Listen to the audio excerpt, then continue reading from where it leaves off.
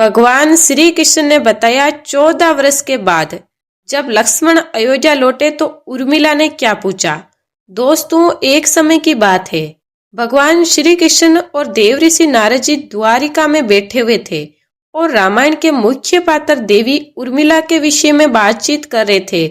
तो बातचीत करते करते नारद जी कहते हैं, हे स्वामी, भगवान श्री राम जी को 14 वर्षों का वनवास तो हो गया था, तो उनके साथ वन में उर्मिला पति लक्ष्मण भी चले गए थे। तो नवविवाहिता उर्मिला ने इस वियोग को कैसे सहन किया। और 14 वर्ष बाद जब लक्ष्मण अयोध्या लौटे थे तो उर्मिला ने क्या पूछा था। तो भगवान श्री कृष्ण कहते हैं, हे देवऋषि नारद, आपका ये प्रश्न समस्त मनुष्य जाति के लिए बहुत ही कल्याणकारी है। आपने इस प्रश्न को पूछकर समस्त मनुष्य जाति का कल्याण कर दिया है। इसीलिए मैं आपको एक अत्यंत ही कल्याणकारी राम कथा सुना रहा हूँ।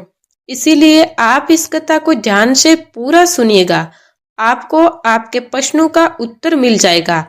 क्योंकि इस राम कथा को जो भी मनुष्य सच्चे मन से सुनता है तो उस मनुष्य का जीवन सफल हो जाता है, और जो भी मनुष्य इस राम कथा को आधा अधूरा सुनता है तो उस मनुष्य को घोर पाप पड़ता है।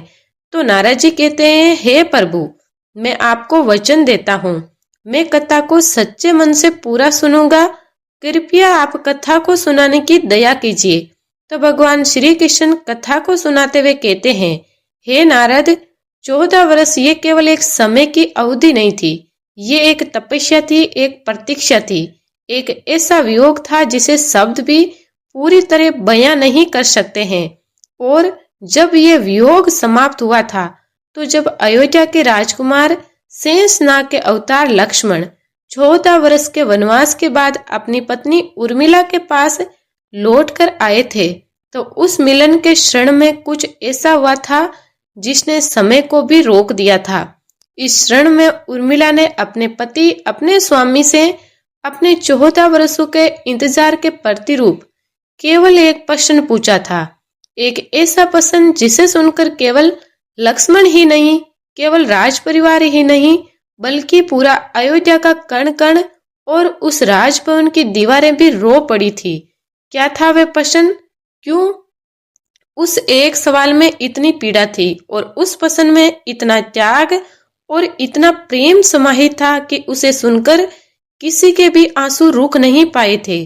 आगे भगवान श्री कृष्ण कहते हैं, हे नारद, इन सभी प्रश्नों के उत्तर के लिए आप इस कथा को अंत तक ध्यान से सुनिएगा, क्योंकि ये केवल एक कहानी ही नहीं है, ये प्रेम और त्याग की वे पराकाष्ठा है जिसे इतिहास में देवी उर्मिला के नाम से जाना जाता है। आगे सुनिए, मैं विस्तार से बता रहा हूँ उस ऐतिहासिक क्षण के बारे में। परंतु उससे पहले अगर आप भी प्रभु श्री राम जी के और उनके अनेक भक्त लक्ष्मण और देवी उर्मिला के त्याग का सम्मान करते हैं तो ऐसे त्याग की जय अवश्य बोले, क्योंकि ऐसा त्याग समस्त मनुष्य जाति का कल्याण करता है और ऐसी धार्मिक और प्रेरक कहानियां समस्त मनुष्य जाति को दिव्य शक्तियां प्रदान करती है। आगे भगवान श्री कृष्ण कहते हैं, हे नारद, ये कथा उस क्षण से आरंभ होती है जब अयोध्या का भविष्य एक वचन के धागे से बदल गया था। जब कैकेयी ने राजा दशरथ से अपने 2 वचन मांगे थे और पूरे रघुकुल को एक अग्निपेषित अंधकार में धकेल दिया था। भगवान श्री राम जी को 14 वर्षों का वनवास मिला था तो उनके साथ जाने को तैयार हुई थी देवी सीता जी। तो ये सुनकर जब लक्ष्मण ने भी अपने भ्राता श्री राम जी और भाभी सीता की सेवा के लिए वन जाने की हट किया था तो पूरे अयोध्या पर एक और वज्रपात जैसा हो गया था। लक्ष्मण जो राम की छाया थे, जो राम के बिना एक क्षण भी नहीं रह सकते थे, उन्होंने ये निर्णय ले लिया था कि मैं अपने भैया के सेवा धर्म से एक पल के लिए भी विमुख नहीं रहूंगा। तो जब ये समाचार उर्मिला तक पहुंचा तो वे नवविवाहिता, जिसके हाथों की मेहंदी का रंग भी अभी फीका नहीं पड़ा था, जिसके मन में अपने वैवाहिक जीवन के करोड़ों सपने पल रहे थे, तो एक पल के लिए जैसे उनकी दुनिया ही उजड़ गई थी। तो वे भागी भागी अपने स्वामी के कक्ष में आई थी तो उन्होंने लक्ष्मण को देखा था जो अपना धनुष और बाण तैयार कर रहे थे और उनकी आंखों में एक दृढ़ निश्चय था। पर उस निश्चय के पीछे छिपी पीड़ा को उर्मिला ने एक पल में पढ़ लिया था।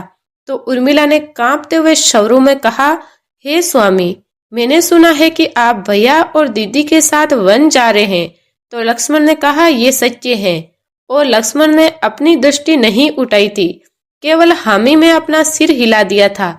तो उर्मिला ने आगे बढ़कर उनका हाथ थाम लिया था और कहा, तो फिर इसमें विलंब कैसा? मैं भी अपने वस्त्र बदल कर आती हूँ। मैं भी आपके साथ चलूंगी। आपके सेवा धर्म में मैं आपकी सहायता करूंगी। मैं आपके मार्ग में कोई बाधा नहीं बनने दूंगी। तो लक्ष्मण ने पहली बार अपनी आंखें उठाकर अपनी पत्नी को देखा था। तो उस सुंदर मुख पर कितनी सरलता, कितना प्रेम और कितना समर्पण था। तो लक्ष्मण का हृदय पीड़ा से भर गया था। उन्होंने उर्मिला के हाथों को अपने हाथों में लेकर कहा, उर्मिले, तुम मेरे साथ वन नहीं जा सकती हो। मैं वहां अपने भैया और भाभी की सेवा करने के लिए जा रहा हूँ, एक सेवक के रूप में। और एक सेवक का धर्म बहुत कठिन होता है। मैं 24 घंटे उनकी सेवा में रहूंगा। मैं नहीं चाहता हूँ कि मेरे कर्तव्य में कोई भी कमी रह जाए। तुम्हारी उपस्थिति मुझे मेरे कर्तव्य से विचलित कर सकती है। तो उर्मिला की आंखों में आंसू भर आए। तो उन्होंने कहा, हे स्वामी, क्या मैं आपके कर्तव्य में पथ बाधा हूँ? क्या एक पत्नी का धर्म नहीं है कि वे अपने पति के साथ हर सुख दुख में रहे? सीता दीदी भी तो भैया राम के साथ जा रही है, तो फिर मैं क्यों नहीं जा सकती हूँ? तो लक्ष्मण ने गहरी सांस लेते हुए कहा, हे प्रिय, स्थिति को समझने का प्रयास करो। भैया राम को वनवास हुआ है। सीता भाभी उनके साथ अपनी इच्छा से जा रही है, क्योंकि एक पत्नी का धर्म पति के साथ रहना है। लेकिन मुझे वनवास नहीं हुआ है। मैं अपनी इच्छा से एक सेवक के रूप में जा रहा हूँ। मेरा एकमात्र धर्म मेरे भैया राम की सेवा है, और तुम्हारा धर्म मुझे भी कहीं बड़ा है। मेरे पीछे मेरी माताओं की देखभाल कौन करेगा? पिताजी पहले ही भैया राम के वियोग में व्याकुल है। ऐसे में यदि तुम भी चली जाओगी तो माताओं को कौन संभालेगा? कौशल्या माँ, सुमित्रा माँ और हाँ, कैकेयी माँ भी, उन्हें तुम्हारी सबसे अधिक आवश्यकता है। तुम्हें अयोध्या में रहकर मेरे हिस्से का पुत्र धर्म भी निभाना है। क्या तुम मेरे लिए ये त्याग नहीं करोगी? तो ये सुनकर उर्मिला अपने पति के मुख को देखती रह गई थी। आगे भगवान श्री कृष्ण कहते हैं, हे नारद, कैसा विचित्र तर्क था। जो पति उसे अपने साथ ले जाने से मना कर रहा था, वे उस पर कितना बड़ा उत्तरदायित्व डाल रहा था। तो उर्मिला ने अपने आंसू पोंछ डाले थे और एक दृढ़ निश्चय के साथ बोली, ठीक है स्वामी, जैसी आपकी आज्ञा। मैं अयोध्या में ही रहूंगी। मैं आपकी उपस्थिति में रघुकुल का और तीनों माताओं का ध्यान रखूंगी। आप निश्चित होकर अपने कर्तव्यों का पालन कीजिए। लेकिन मेरी एक विनती है। तो लक्ष्मण ने पूछा, कहो उर्मिला, क्या विनती है? तो उर्मिला ने कहा, आप जब भी वन में थक जाएंगे, जब भी आपको मेरी याद आएगी, तो एक पल के लिए भी ये मत सोचिएगा कि मैं यहाँ दुखी हूँ। आप बस अपने कर्तव्यों पर ध्यान केंद्रित रखिएगा। आपकी सफलता में ही मेरी सफलता होगी। और हाँ, एक वचन मुझे भी दीजिए। तो लक्ष्मण ने कहा, कैसा वचन? परंतु उर्मिला ने अपने हृदय पर पत्थर रखकर कहा, आप इन 14 वर्षों में मुझे भूल जाना।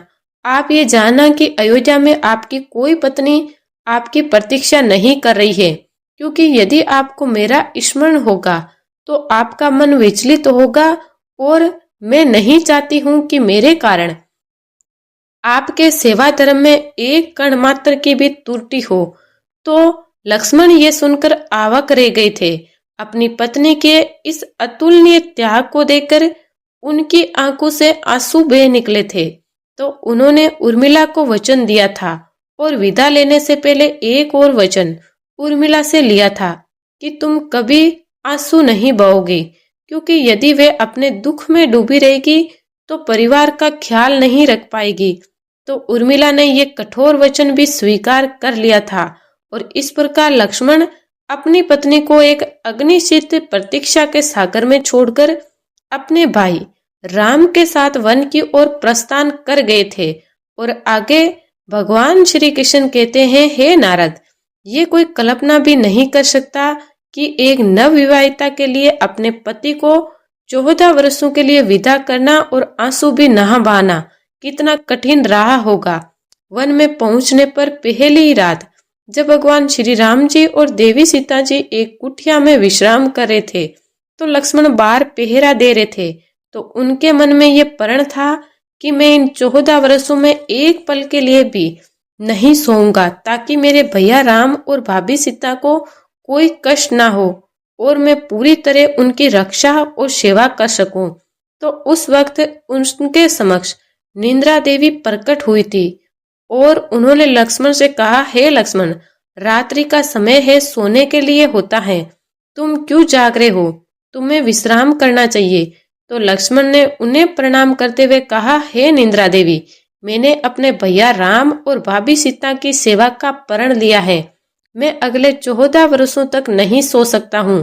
कृपया करके मुझे इस अवधि के लिए निंद्रा से मुक्त कर दीजिए। तो निंद्रा देवी लक्ष्मण के इस आहत प्रेम और समर्पण से बहुत प्रभावित हुई थी। तो आगे उन्होंने कहा, हे वत्स, प्रकृति के नियम के विरुद्ध मैं नहीं जा सकती। यदि तुम 14 वर्षों तक नहीं सोओगे तो तुम्हारे हिस्से की निंद्रा किसी न किसी को तो लेनी ही होगी। क्या तुम्हारे स्थान पर कोई और ये निंद्रा स्वीकार कर सकता है? तो एक पल के लिए लक्ष्मण चिंतित हो गए थे। फिर उनके मन में अपनी पत्नी उर्मिला का ध्यान आया था। तो उन्होंने निंद्रा देवी से कहा, हे निंद्रा देवी, आप मेरी पत्नी उर्मिला के पास अयोध्या जाइए, वे ही मेरे हिस्से की निंद्रा को स्वीकार कर सकती है। मुझे विश्वास है कि वे मेरे कर्तव्यों पालन में मेरी सहायता अवश्य करेगी। तो निंद्रा देवी अयोध्या में उर्मिला के कक्ष में प्रकट हुई थी और उन्होंने उर्मिला को लक्ष्मण का संदेश सुनाया था। तो ये सुनकर उर्मिला के मुख पर एक दिव्य तेज आ गया था। तो उन्होंने बिना एक पल भी सोचे हाथ जोड़कर निंद्रा देवी से कहा, हे निंद्रा देवी, ये तो मेरा सौभाग्य है कि मैं अपने पति के कर्तव्यों पालन में किसी काम आ रही हूँ। मैं अपने पति के हिस्से की 14 वर्ष की निंद्रा स्वीकार करती हूँ। आप उन्हें मेरी ओर से ये वचन दीजिए कि वे निश्चित होकर अपने भैया राम और भाभी की सेवा करेंगे। उनकी निंद्रा का भार मैं अपने ऊपर लेती हूँ। तो निंद्रा देवी उर्मिला के इस पतिव्रत धर्म और त्याग को देखकर धन्य हो गई थी और उन्होंने उर्मिला को वरदान दिया था और कहा, हे देवी, तुम्हारा ये त्याग इतिहास में अमर हो जाएगा। ऐसा कहकर निंद्रा देवी ने लक्ष्मण के हिस्से की नींद उर्मिला को सौंप दी थी। तो उसी क्षण उर्मिला एक गहरी निंद्रा में चली गई थी, जो 14 वर्ष के बाद तभी टूटनी थी जब लक्ष्मण स्वयं अयोध्या लौटकर आएंगे। भगवान श्री कृष्ण कहते हैं, हे नारद, ये कोई साधारण निंद्रा नहीं थी, ये एक योग निंद्रा थी, एक तपस्या थी जिसमें उर्मिला का शरीर तो सो रहा था, लेकिन उनकी आत्मा, उनका मन, उनकी चेतना हर पल लक्ष्मण के साथ जुड़ी हुई थी। उर्मिला ने अपने कक्ष में एक दीपक जलाया था और अपनी दासियों से कहा था कि ये दीपक 14 वर्षों तक बुझना नहीं चाहिए। ये मेरे विश्वास और मेरी प्रतीक्षा का प्रतीक है। कुछ लोक कथाओं के अनुसार देवी सीता ने अपना एक वरदान उर्मिला को दे दिया था, जिसके प्रभाव से उर्मिला एक ही समय में 3 कार्य कर लेती थी।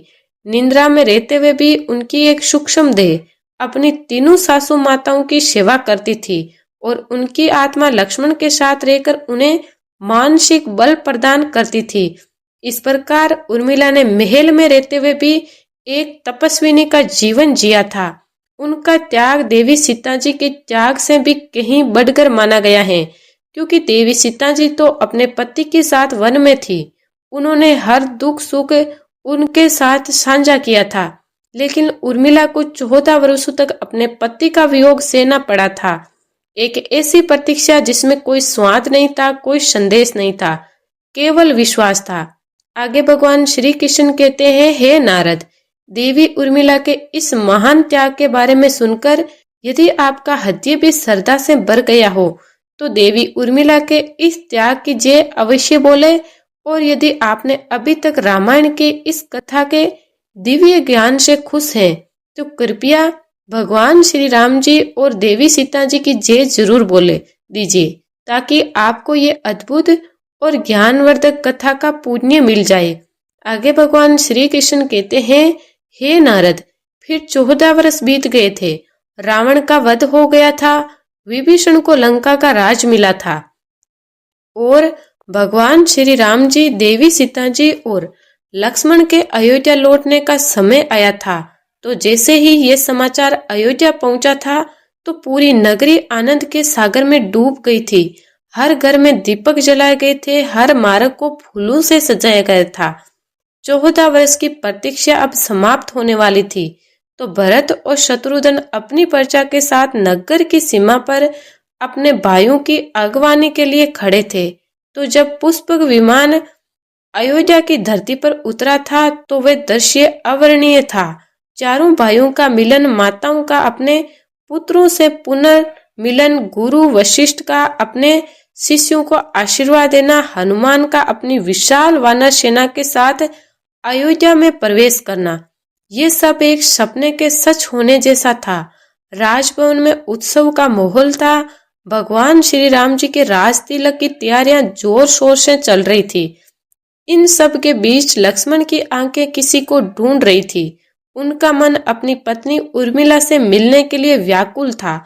तो उन्होंने देवी सीता जी के पास जाकर पूछा, भाभी जी, उर्मिला कहाँ है? वह कहीं दिखाई नहीं दे रही है, कैसी है वह? तो सीता जी की आंखों में आंसू आ गए थे। तो उन्होंने कहा, लक्ष्मण, तुम्हारी उर्मिला तो 14 वर्षों से सो रही है। उसने तुम्हारे हिस्से की निंद्रा को स्वीकार किया है ताकि तुम अपने कर्तव्यों का पालन कर सको। वे अभी तभी जागेगी जब तुम स्वयं उसे जगाओगे। तो ये सुनकर लक्ष्मण का हृदय अपनी पत्नी के प्रति कृतज्ञता और प्रेम से भर गया था और उन्होंने उस वरदान की याद आ गई थी जो मेघनाथ को प्राप्त था कि उसे केवल वही मार सकता है जो 14 वर्षों तक सोया नहीं है। और आज लक्ष्मण को समझ आ गया था कि मेरी विजय के पीछे, मेघनाथ के वध के पीछे मेरी पत्नी उर्मिला का कितना बड़ा योगदान है। भगवान श्री राम जी ने लक्ष्मण के कंधे पर हाथ रखकर कहा, जाओ लक्ष्मण, अब तुम्हारा पहला कर्तव्य अपनी पत्नी से मिलना है। तुम्हारे और उर्मिला के सम्मिलित प्रण के कारण ही मेरा और सीता का प्रण पूरा हो पाया है।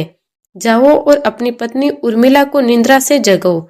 तो लक्ष्मण भारी कदमों से लेकिन एक व्याकुल हृदय के साथ अपने महल की ओर बढ़े थे। वह महल जिसे वे 14 वर्ष पहले छोड़ गए थे, वह आज भी वैसा ही था। उसमें एक अजीब सी खामोशी थी।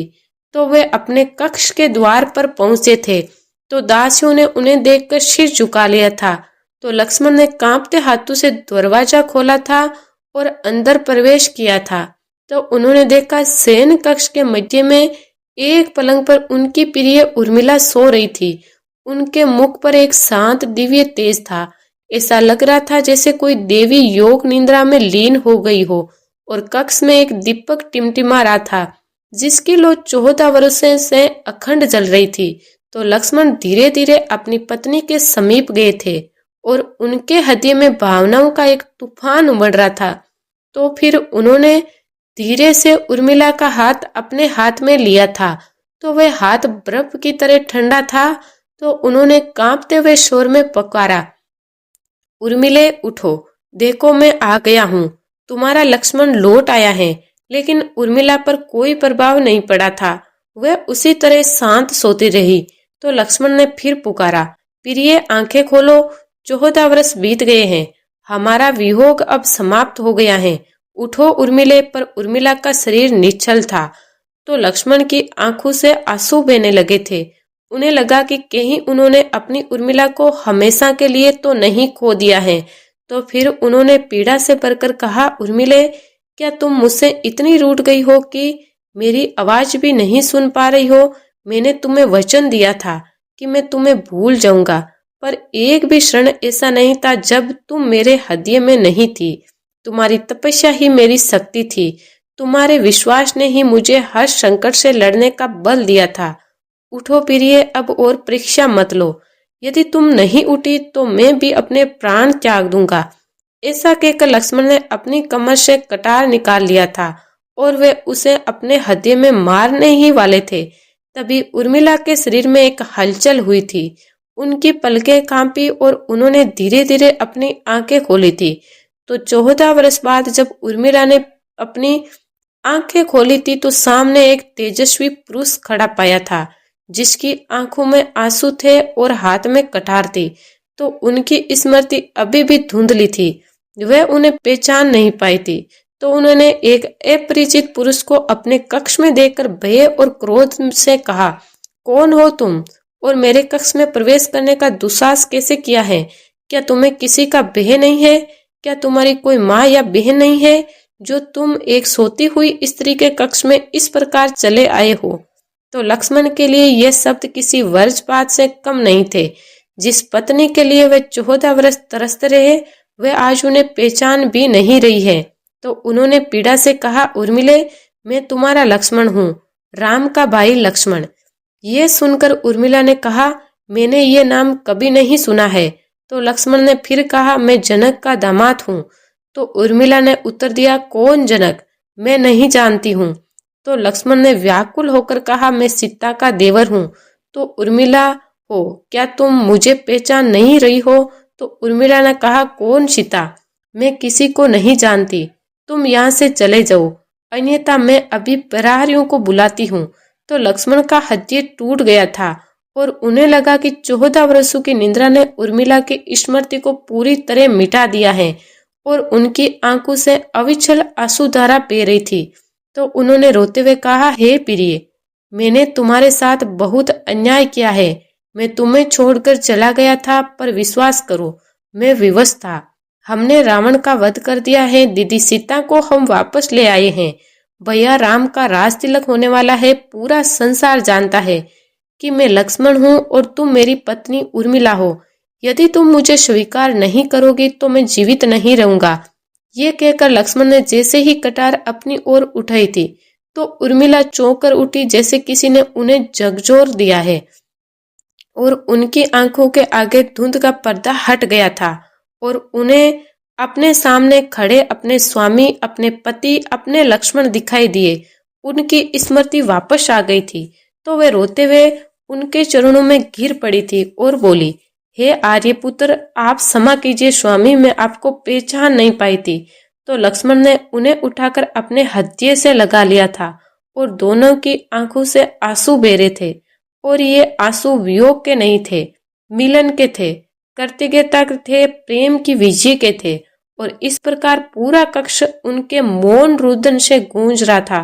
फिर कुछ देर बाद जब दोनों शांत हुए थे तो लक्ष्मण ने उर्मिला का मुख अपने हाथ में हाथ लेकर कहा, हे प्रिय, तुमने मेरे लिए जो त्याग किया है उर्मिले, मैं उसका ऋण 7 जन्मों में भी नहीं चुका सकता हूँ। तुम्हारी तपस्या के बल पर ही आज हम विजयी हुए हैं। तुम महान हो देवी, तुम पूजनीय हो। आगे भगवान श्री कृष्ण कहते हैं, हे नारद, उस समय तक इस अद्भुत मिलन की खबर पूरे राजभवन में फैल गई थी। भगवान श्री राम जी, देवी सीता और तीनों माताएं, भरत, शत्रुघ्न, हनुमान सभी उनके कक्ष के बाहर आकर खड़े हो गए थे और वे सब इस पवित्र मिलन में कोई बाधा नहीं डालना चाहते थे, पर वे सब इस दृश्य को देखने के लिए स्वयं को रोक नहीं पा रहे थे। फिर लक्ष्मण ने उर्मिला का हाथ पकड़कर कहा, चलो उर्मिले, पूरा परिवार तुमसे मिलने के लिए व्याकुल है। तो उर्मिला ने सिर झुकाकर हामी भरी और लक्ष्मण के साथ कक्ष से बाहर आई थी। तो बाहर अपने समस्त परिवार को देखकर उर्मिला की आंखों में फिर से आंसू आ गए थे। फिर उन सभी को प्रणाम किया था तो सभी ने उन्हें हृदय से लगाकर आशीर्वाद दिया था। तो वातावरण में एक अजीब सी शांति और पवित्रता थी और सभी की आंखें नम हो गई थी। वह सब उर्मिला के त्याग के समक्ष नतमस्तक हो गए थे। तो उसी वक्त उर्मिला ने लक्ष्मण की ओर देखा था तो उनकी आंखों में एक प्रश्न था, एक जिज्ञासा थी। तो उन्होंने सभी के सामने उस बड़े राजभवन में अपने पति लक्ष्मण से हाथ जोड़कर केवल एक प्रश्न पूछा था, एक ऐसा प्रश्न जिसे सुनकर वहां उपस्थित हर व्यक्ति, स्वयं भगवान श्री राम जी भी अपने आंसू नहीं रोक पाए थे। पूरा राजभवन शिष्कियों से गूंज उठा था। आगे भगवान श्री कृष्ण कहते हैं, हे नारद, जानते हो क्या था वह प्रश्न? उर्मिला ने अपने पति की आंखों में देखते हुए अत्यंत विनम्रता और प्रेम से पूछा, हे स्वामी, के ये वन में मेरे राम भैया और सीता दीदी की सेवा में कोई त्रुटि तो नहीं हुई है? मेरी तपस्या में कोई कमी तो नहीं रह गई थी? ये प्रश्न नहीं था, ये उर्मिला के 14 वर्षों का त्याग, उनकी प्रतीक्षा, उनके प्रेम और उनके समर्पण का सार था। उन्होंने ये नहीं पूछा था कि आपने मुझे याद किया था या नहीं। उन्होंने ये पूछा था कि आपने मेरे बिना 14 वर्ष कैसे बिताए। उन्होंने ये नहीं पूछा था कि आप मेरे लिए क्या लाए हैं। उन्होंने पूछा था बस ये कि उनके पति के कर्तव्यों में उनकी तपस्या के कारण कोई कमी तो नहीं रह गई है।